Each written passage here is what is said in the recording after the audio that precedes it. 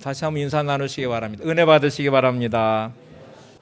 존 밀턴이 쓴 신라권이라는 책에 보면은 지옥에는 없는 것 두 가지가 있는데, 지옥에는 일체의 희망이 없다. 지옥에는 단 한마디의 웃음도 없다. 지옥은 희망이 없는 곳이 지옥입니다. 지옥은 웃음이 없는 곳이 지옥입니다. 내가 오늘 살아가는 하루의 삶에 희망이 없다면 여러분은 지금 지옥 같은 인생을 사시는 것이죠. 내가 살아가는 오늘의 삶에 웃음이 없다면, 슬픔만 가득하고 고통만 가득하다면 역시 나는 지옥 같은 인생을 살고 있는 것이죠. 하나님이 나에게 원하시는 삶은 천국 같은 인생을 살다가 하나님 앞에 섰을 때 천국을 영원히 누리며 사는 것입니다. 이 땅에서도 천국의 삶을 살고 하나님 나라에서도 그 천국의 삶을 영원토록 살아가는 것이 하나님이 원하시는 모습이에요. 그러면 지금 내가 이 지옥 같은 인생을 살고 있으면 어떻게 해야 될까? 오늘 제가 두 가지 말씀드릴 텐데 아주 확실한 지옥을 천국으로 바꾸는 방법입니다. 여러분이 이 방법을 적용하면 오늘의 삶 속에, 오늘 우리 가정 안에 천국 같은 인생과 가정으로 살아갈 수 있습니다. 첫 번째는 바울이 깨달은 아주 중요한 비밀인데, 나는 항상 감사의 조건만을 찾으면서 살아갈 것이다. 한번 저를 따라서 해보세요. 나는 항상 감사의 조건만 찾으며 살 것이다. 감사합니다 이렇게 고백을 하면 그 안에는 많은 것들이 뒤따라옵니다. 여러분이 감사합니다라는 고백에 불평이 따라올 수가 없습니다. 원망하는 마음이 따라올 수가 없습니다. 그냥 입술 언어로 립서비스로 감사합니다 그 말이 아니고 마음속으로부터 나오는 감사합니다 하고 고백하는 순간에 근심, 걱정, 염려는 순식간에 사라질 것이고 그 감사에 따라오는 풍성한 열매를 누리게 될 것입니다. 그래서 감사한다는 이 표현이 얼마나 중요한지 몰라요. 탈무드에 보면은 세상에서 가장 지혜로운 사람은 배우는 사람이고 가장 행복한 사람은 감사하며 사는 사람이다. 이 땅에서 가장 지혜로운 사람은 배우는 사람입니다. 지금 나는 지혜로워, 나는 똑똑해 이러면서 배우기를 멈추는 사람은 지혜로운 게 아니고 어리석은 사람이에요. 우리는 평생 동안 배우며 살아가야 되는 사람들에게 늘 겸손하게 배우는 자리에 있는 게 중요하고, 이게 지혜로운 사람의 모습이고, 가장 행복한 인생을 사는 사람은 감사하며 사는 것입니다. 오늘 말씀을 잘 배우셔서 가장 지혜로운 사람이 되시기 바랍니다. 또 항상 감사의 고백을 하시면서 가장 행복한 사람이 되시기 바랍니다. 옆에 분에게 이렇게 말하세요. 말씀을 잘 배워서 가장 지혜로운 사람이 되시기 바랍니다. 항상 감사함으로 행복한 사람이 되시기 바랍니다. 네. 사도 바울은 이거를 너무 잘하신 분이에요. 그래서 바울 서신의 곳곳에 감사의 고백이 차고 넘쳐요. 빌립보서에서 빌립보 교회 편지를 쓰면서 제일 처음에 바울이 고백한 게 빌립보 교회를 향해서 이렇게 말을 해요. 내가 너희를 생각할 때마다 하나님께 감사하며. 빌립보서 1장 3절 말씀이잖아요. 내가 너희를 생각할 때마다 하나님께 감사하며. 사도 바울은 사람과의 관계 안에서 늘 좋은 면만 보려고 했던 사람이에요. 바울이 생각하는 빌립보는 그렇게 유쾌한 기억이 있는 곳이 아닙니다. 바울이 빌립보에 하나님 말씀에 순종해 빌립보에 가서 복음을 전하다가 귀신 들린 여자를 고쳐준 사건이 있었습니다. 그러니까 그 귀신 들린 여자가 점을 치면서 돈을 벌던 그 주인이 이제 더 이상 돈을 벌 수 없으니까 바울을 고소해서 바울이 수많은 매를 맞게 되고 발에 착고에 차인 채 감옥에 갇힌 곳이 빌립보예요. 많은 박해가 있었던 곳, 많은 핍박이 있었던 곳, 어려움이 있었던 곳이 빌립보이고, 빌립보서 내용을 보시면 빌립보 교인들 안에 많은 문제들이 있어요. 이들 안에 분쟁하는 모습도 있고요, 서로 시기 질투하는 모습도 있고, 교만한 모습도 있고, 그럼에도 불구하고 바울은 빌립보 교인들을 생각할 때마다 하나님께 늘 감사했대요. 어떤 사람을 바라볼 때에는 그 사람의 좋은 면과 나쁜 면이 항상 공존하게 되어 있습니다. 여러분이 그 사람을 어떻게 바라보느냐에 따라서 그 사람과의 관계가 좋아질 수도 있고 나빠질 수도 있어요. 그 사람이 나한테 잘못한 것, 그 사람이 나한테 힘들게 맞는 것, 그 사람의 단점, 문제점들만 내 눈에 들어오면 그 사람은 나한테 나쁜 사람이에요. 그 사람은 나에게 좋은 사람이 아니에요. 근데 그 사람이 나한테 좋게 해준 부분들, 좋은 모습을 바라보시면 그 사람은 나한테 좋은 사람입니다. 나를 힘들게 한 것만 생각하시고 그것만 바라보면 그 사람이 한없이 미워질 것입니다. 그런데 그 사람이 나한테 잘해준 거를 생각하고 그것을 내 마음에 담으면 고마움과 감사의 마음이 내 안에 생기게 될 거예요. 이거는 환경과 문제의 부분이 아니에요. 여러분의 삶의 환경도 바라보실 때에 힘들고 어려운 것만 바라보면, 그거를 내 가슴에 담고 마음에 담으면 내 인생은 힘들고 어려운 인생이 돼요. 늘 불행하다고 말하고 불평과 원망이 떠나지 않아요. 그런데 여러분의 문제 환경 가운데 좋은 것, 아름다운 것, 행복한 것들을 가슴에 담으시면 내 삶이 행복해집니다. 바울은 관제 안에서 이 부분을 봤어요. 이거는 마음의 부분이고 태도의 부분이에요. 여러분의 마음이 어디로 향하고 있는지, 여러분의 태도가 어떤 태도인지를 살펴보시는 게 대단히 중요합니다. 오늘 이 시간 바울과 같은 마음이 여러분들 안에 있기를 바랍니다. 감사 나라하고 불평의 나라가 있는데 꾸며낸 이야기예요. 감사의 나라는 감사만 하는 사람들이 사는 나라고, 불평의 나라는 불평만 하는 사람들이 사는 나라인데, 감사 나라와 불평 나라에서 각각 한 사람씩 서로 보내서 감사와 불평을 서로 배워보려고 했습니다. 그래서 서로 이제 감사 나라도 불평 나라로 한 사람을 보냈고, 불평 나라에서도 감사 나라로 한 사람을 보냈습니다. 열심히 학문적인 연구를 해서 박사학위도 받았어요. 그래서 불평 나라에 있던 사람이 감사 나라에 가서 열심히 공부하고 연구해서 감사학 박사학위를 받아왔어요. 불평 나라 사람들이 이 사람에게 너 가서 공부해서 감사학으로 박사학위를 받았는데 소감을 한마디 해라. 그랬더니 저는 정말 너무 힘들었어요. 지겨워 죽을 뻔했어요. 감사 나라 가서 보니까 온통 감사하는 사람들 뿐이고, 제가 감사에 대해서 연구해서 박사학위 받을 때까지 얼마나 힘들고 어려운지 제가 죽을 지경이고 너무 지루하고 힘들고 어려웠어요. 이렇게 막 불평을 쏟아내더래요. 감사 나라에서 불평 나라로 보낸 그 사람도 열심히 연구해서 박사학위를 받아서, 불평학 박사학위를 받아서 왔습니다. 물어봤어요. 소감을 한마디 말해라. 그랬더니 제가 불평 나라에 가서 보니까요, 온통 사람들이 불평만 가득하고, 제가 불평에 대해 공부하면 할수록 감사한다는 게 얼마나 행복한 것인지, 감사한다는 것이 얼마나 좋은 것인지, 제가 살고 있는 이 감사 나라가 얼마나 좋은 나라인지 제가 알았습니다. 여러분, 불평 나라 살던 사람이 감사 나라 가서 공부해서 박사학위를 받아 놔도요, 감사하는 사람들 속에 살아도 불평하는 사람은 끝없이 불평해요. 감사 나라에서 불평하는 나라로 가서 온통 불평하는 사람들 속에 살고 불평에 대해 공부를 해서 박사학위를 받아도 감사하는 사람은 감사하고 있어요. 이게 마음이고 태도예요. 내게 주어진 환경과 문제 때문이라고 말하지 마시고, 지금 내 마음의 모습이 어떤 모습인지, 내 태도가 어떤 태도인지, 나는 불평하는 사람인지 감사하는 사람인지 좀 여러분 자신을 꼭 점검해 보시기 바랍니다. 옆 사람을 보시면서 불평하는 사람입니까? 감사하는 사람입니까? 불평하는 사람들은 보통 4가지 유형으로 불평을 한다고 그래요. 첫 번째는 여기저기 막 다니면서 자기 신세를 한탄하고 하소연하는 하소연형이 있습니다.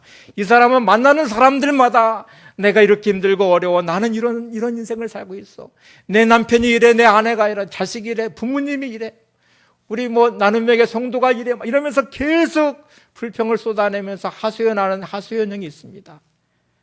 두 번째는 자기가 위로를 받고 싶어요. 그래서 내가 희생자예요. 다니면서 내가 이렇게 힘들고 어려워, 누가 나를 힘들게 만들고 있어, 내 환경이 이렇게 힘들고 어려워. 그래서 마치 자기가 순교자인 것처럼, 그래서 누군가의 위로도 받고 싶고 격려도 받고 싶고, 이런 사람들이, 이게 순교자형의 사람들이 있어요. 이 사람도 끊임없이 다니면서 불평을 말하면서 자기를 이해해달라고 말을 해요. 내가 순교당하고 있는 것처럼 희생당하고 있다고 말을 해요. 세 번째 사람은 자신의 불행을 남의 탓으로 말하면서 냉소적인 비판을 하는 사람들. 지금 내가 이렇게 힘든 거는 저 사람 때문이야, 이런 환경 때문이야, 이게 문제야. 냉소적인 비판을 하는 냉소적 형도 있고요. 자신에게 일어난 모든 일들이 완전해야 된다고 생각해요. 그런데 모든 게 다 못마땅해, 이게 다 꼬투리를 잡아서 끊임없이 불평하는 완벽주의자 형도 있대요. 여러분, 하소연형, 순교자형, 냉소적형, 완벽주의자형. 여러분은 어떤 영이세요? 옆에 분 물어보시면서 당신은 어떤 영이십니까? 네. 이 네 가지 유형에 속하시면 안 됩니다. 저와 여러분은 어떤 환경과 문제 가운데 어떤 사람을 만나든지 우리 안에서는 끊임없이 감사합니다 하는 고백을 하는 감사형이 되시기 바랍니다. 옆에 보시면서 감사형이 되시기 바랍니다. 네. 자, 끝없이 불평하는 사람들의 마음속에는 적어도 두 가지가 들어있기 때문에 그렇습니다. 하나는 잘못된 욕망이 그 안에 들어있어요. 이 잘못된 욕망은 자신의 삶에 자족하는 마음을 가질 수 없습니다. 욕망이라는 것은 끝이 없는 거예요. 매일매일 삶에 아무리 채워져도 절대로 만족할 수 없어요. 또 다른 욕망, 또 다른 꿈, 또 다른 욕심, 욕심과 욕망이 내 안에 들어있어서 이것이 나로 하여금 끝없이 불평하게 만드는 것이 있고요. 감사의 기준이 잘못되어 있어요. 자기 기분에 따라서, 감정에 따라서, 환경에 따라서 감사를 그렇게 두고 있어요. 감사할 만한 일이 있어야 감사하죠. 내 주변 환경을 보세요. 내 기분이 감사할 기분이 아니야. 기준이 항상 자기 자신의 기분, 내게 주어진 환경, 내게 주어진 문제, 어떤 사람 이렇게 기준을 두고 있으니까 감사를 할 수가 없습니다. 이 두 가지가 내 마음에 들어있으면 빨리 벗어내셔야 돼요. 그리고 나는 어떤 환경과 문제 가운데 있든지 항상 감사할 것이다. 이 마음과 태도를 가지셔야 됩니다. 이게 사도 바울이 가졌던 너무나 중요한 부분이고요. 마음이 바뀌어진다고 인생이 바뀌어질까요? 바뀌어집니다. 이거는 현대에 가장 많이 발달한 학문이 심리학이라는 학문이에요. 그리고 정신과가 많이 생겼잖아요. 현대에는 스트레스로 정신과를 찾는 사람이 많아서 정신과 의사들이 많기 때문에 이제 학문적 연구가 많아요. 윌리엄 제임스의 말 중에 이런 말이 있습니다. 우리가 마음가짐을 바꾸면 삶을 변화시킬 수 있다. 이것이 이 시대의 가장 위대한 발견이다. 사람이 마음을 바꾸면 인생이 바뀐다는 것, 이거를 발견하는 것이 이 시대의 가장 위대한 발견이다. 여러분, 마음을 바꾸면 인생이 바뀌어집니다. 여러분이 보는 관점만 바꾸셔도 금방 달라져요. 사람을 대할 때 그 사람의 안 좋은 거를 보는 거에서 좋은 것만 보려고 하시면 금방 그 사람이 좋은 사람이 돼버려요. 제가 목회를 하면서 철칙으로 세우는 것 중에 하나가 우리 성도들을 볼 때 항상 내가 좋은 것만 볼 것이다. 절대로 나쁜 거 보지 않으려는 제가 결심을 하면서 목회를 하거든요. 그러니까 제가 상처받을 일이 별로 없어요. 여러분, 환경을 대할 때에도 좋은 것만 마음에 담으시고 사람을 대하실 때에도 항상 좋은 것만 내 마음에 담으셔서 여러분의 마음이 행복해지시기 바랍니다. 다시 한번 고백해 보세요. 나는 항상 감사를 찾아 감사할 것이다. 옆에 분에게 항상 감사만 찾아 감사하시기 바랍니다. 두 번째는 제가 아주 잘 쓰는 말 중에 하나예요. 내 자신의 인생이든 내게 주어진 환경이든 내가 만나는 사람이든 공사 중이라는 팻말을 좀 달아놓으시면 좋겠어요. 실제로 달아놓으라는 말이 아니고 공사 중이야. 이런 관점과 시선으로 바라보시면 불행할 일이 없고요. 불평할 일이 없고 절망할 일이 없습니다. 예수를 믿기 전에 모든 사람들은 내 인생의 주인이 자기라고 생각합니다. 내 마음대로 할 수 있다고 생각하고 내가 내 인생을 주관해서 살 수 있다고 생각을 해요. 근데 이게 얼마나 불행을 만드는지 몰라요. 여러분, 내 인생은 내 마음대로 절대로 되지 않습니다. 내가 주인일 수가 없어요. 이 마음을 가지니까 남편을 내 마음대로 해보려고 그래요. 아내를 내 마음대로 해보려고 그래요. 자식을 내 마음대로 해보려고 그래요. 근데 내 마음대로 안 되잖아요. 내 인생도 내 마음대로 안 되고 남편도 내 마음대로 안 되고 아내도 내 마음대로 안 되고 내가 낳은 자식도 내 마음대로 안 돼요. 인생이 그래요. 그런데 어떻게 내 마음대로 내가 주인 노릇 하려고 하세요? 예수 믿으면 반드시 바뀌는 것이 있어야 되는데 주인 자리를 하나님께 내어드리는 거예요. 내 인생의 주인이 하나님이십니다. 내 남편의 주인도 아내의 주인도 자식의 주인도 하나님이세요. 내 마음대로 할 수 있는 게 아니에요. 그러면 있는 모습 그대로 받아주는 게 중요해요. 있는 모습 그대로 사랑하는 게 중요해요. 있는 모습 그대로 이해하는 게 중요해요. 사도 바울은 이 관점으로 빌립보 교인들을 바라보니까 아주 중요한 변화가 하나 생겼습니다. 바울은 빌립보 교인들이 아직은 문제가 많았지만 착한 일을 시작하신 그 하나님께서 이 속에서 빌립보 교인들 속에서 그리스도의 날까지 이루실 거를 확신하면서 고백을 해요. 한번 보세요. 빌립보서 1장 4절에서 6절입니다. 시작. 간구할 때마다 너희 무리를 위하여 기쁨으로 항상 간구함은 너희가 첫날부터 이제까지 복음을 위한 일에 참여하고 있기 때문이라. 너희 안에서 착한 일을 시작하신 이가 그리스도 예수의 날까지 이루실 줄을 우리는 확신하노라. 앞에 사도 바울은 하나님 너희를 생각할 때마다 하나님께 내가 늘 감사한다. 하나님께 감사한다. 그렇게 했어요. 너희를 내가 기도할 때 기뻐함으로 내가 기도한다. 그러면서 너희 안에서 착한 일을 시작하신 이가 그리스도 예수의 날까지 이루실 줄을 확신하노라. 내가 상처받는 많은 경우에는 저 사람을 도대체 내가 이해할 수가 없어. 왜 저러는지 내가 알 수가 없어. 이해할 수가 없어. 저 사람은 절대로 안 변할 것 같아. 그러니까 내가 절망하는 거예요. 그러니까 그 사람이 한없이 미워지는 거예요. 이해하는 마음으로 보시면 다 이해가 돼요. 사랑의 마음으로 보시면, 사랑의 눈으로 보시면 다 사랑스러워요. 누군가를 바라볼 때에 하나님이 저 사람 안에 공사를 하고 계시는구나. 지금은 미숙하고 지금은 부족하고 지금은 온전치 못하지만 하나님이 저 사람 가운데 계심을 내가 믿고 저 사람 속에서 일하셔서 완전하게 이루어 가실 거를 내가 믿기 때문에 그 소망이 내게 있기 때문에 기도할 수 있는 거예요. 기쁨으로 기도할 수 있는 거예요. 감사할 수 있는 거예요. 내 자신의 인생을 바라볼 때도 그러셔야 되고 내 환경과 문제를 바라보실 때도 하나님이 지금도 만들어 가시고 이루어 가심을 내가 확신하고 믿기 때문에 이런 믿음이 있어야 되죠. 그래서 로버트 라이트너라는 분이 이런 말을 했어요. 아주 무서운 말이기도 한데 한번 같이 보세요. 시작. 다른 사람을 정죄하고 그들의 변화를 포기하는 것은 하나님의 일하심을 부인하는 가장 교만한 행위입니다. 예수 믿는다고 하면서도 다른 사람을 정죄하는 사람, 그 사람의 변화될 거라는 확신과 믿음이 없는 사람은 하나님을 믿지 못하는 가장 교만한 행위이다. 가장 믿음 없는 모습이다. 이러면 불평할 수 없어요. 원망할 수 없어요. 내 자신의 인생을 향해서도, 내게 주어진 환경을 향해서도, 내가 만나는 사람을 바라볼 때에도 그 사람을 정죄하고 부정하는 것, 내 인생을 정죄하고 부정하는 것, 내 환경을 부정하는 것, 그 사람이 변화될 것이라는 확신과 믿음이 내게 없는 것, 이게 영적 자만이고 교만이라는 거예요. 이게 얼마나 무서운 말이에요. 내가 이 함정에 빠져서 허우적거리고 있는 건 아닌지, 내 주어진 내 삶의 자리, 내 모습, 내 환경, 내가 만나는 사람을 향해서 나는 어떤 모습으로 살고 있는지를 생각해 보시면 지금 내 안에서 어떤 모습으로 내가 살아야 될지를 결정하셔야 됩니다. 오늘 바울이 가진 두 가지를 꼭 기억하시기 바랍니다. 첫 번째는 나는 언제나 감사하는 삶을 살겠습니다. 나는 항상 감사만 찾아서 감사의 고백을 하며 살겠습니다. 두 번째는 나는 내 인생과 내 환경과 문제와 내가 만나는 모든 사람들의 뭐를 붙여놓는다고요? 공사 중이라고. 눈으로 볼 때 공사 중, 저 사람 공사 중이야. 여러분, 공사하는 곳은 조금 불편하더라도 그냥 기다리잖아요.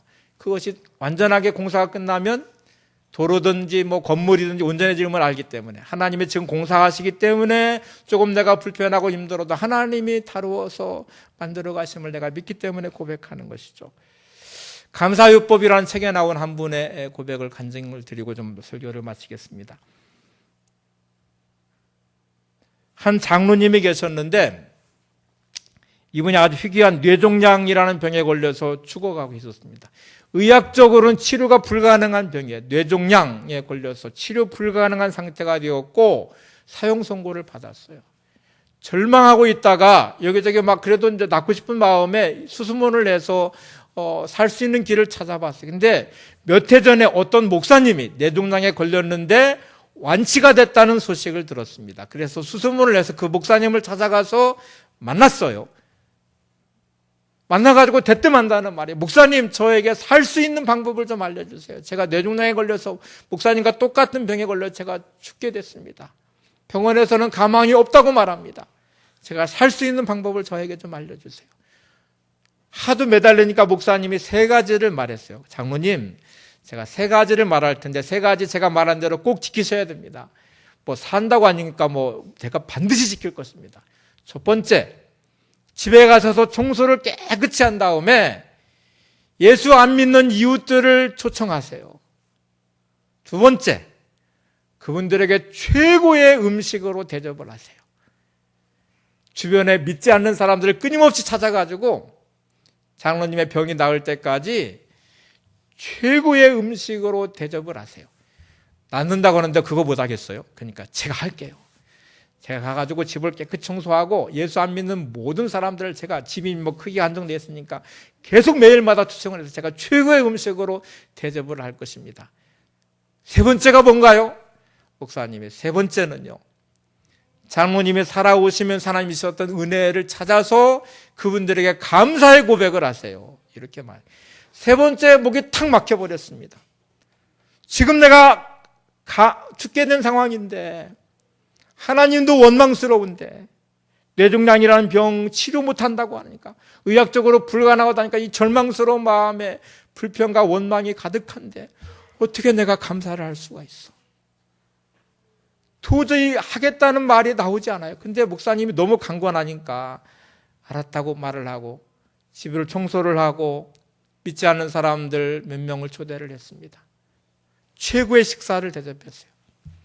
거실에 둘러앉아서 감사합니다라는 말로 간증을 하긴 해야 되겠는데 지금 나는 아파서 죽어가고 있는데 이 간증이 나오지가 않아요. 그래서 도저히 입이 떨어지지 않는데 살기 위해서 말을 시작했어요.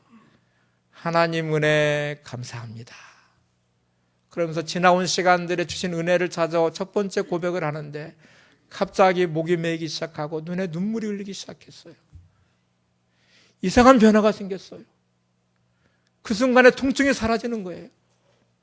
내가 감사의 고백을 하고 정말 억지로인데도 감사의 고백을 하니까 갑자기 내 목이 메이면서 눈물이 나오기 시작하고 정말 하나님의 은혜에 대한 감사가 마음에 생기더래요. 그렇게 한번 고백을 하고 또 잔치를 마쳤습니다. 그 다음날 또 초청을 해서 최고의 음식으로 대접하고 또 거실에 둘러앉아서 하나님 은혜 감사합니다. 또 고백을 하니까 그 순간에 다시 또 목에 메어오기 시작하고 눈물이 흘리고 그리고 또 감사의 고백을 했어요. 통증이 또 그 순간에는 없어요. 고백을 하는 순간만큼은 통증이 없더래요. 이렇게 계속 시간이 진행되면서 자기도 모르는 사이에 이 병이 치료가 되기 시작했습니다. 그래서 완치가 됐대요. 여러분, 감사에는 하나님의 능력이 있습니다. 감사는 기적을 만들어내는 너무나 중요한 자리입니다. 하나님은 여러분의 감사를 보고 싶어 하세요.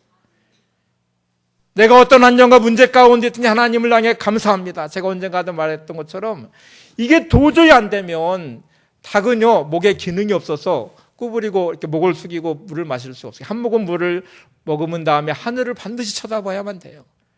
우리는 조절 기능이 없는 것 같아요. 그래서 그냥 어떤 환경과 문제든지 한 모금 물과 하나님을 향해서 감사합니다. 이렇게 고백하시면서 삼키시듯 하셔야 될 것 같아요. 끊임없이 훈련하시기 바랍니다. 여러분이 감사의 고백을 하시면 하나님이 그 감사를 따라 역사하실 것입니다. 이것이 믿음이라고 저는 보아요. 여러분의 믿음의 자리는 하나님이 역사하시는 자리예요. 여러분의 믿음의 자리는 여러분의 인생이 만들어져가는 자리예요. 여러분의 믿음의 자리는 하나님이 여러분을 통해 일하시는 자리이기도 해요. 이 아름다운 모습이 여러분들 가운데 있기를 바랍니다. 이제 여러분의 삶 속에 감사가 차고 넘치고 항상 하나님이 내 속에 일하심을 확신하고 고백하면서 하나님이 주는 복을 사모하시는 여러분들이 되시기 바랍니다.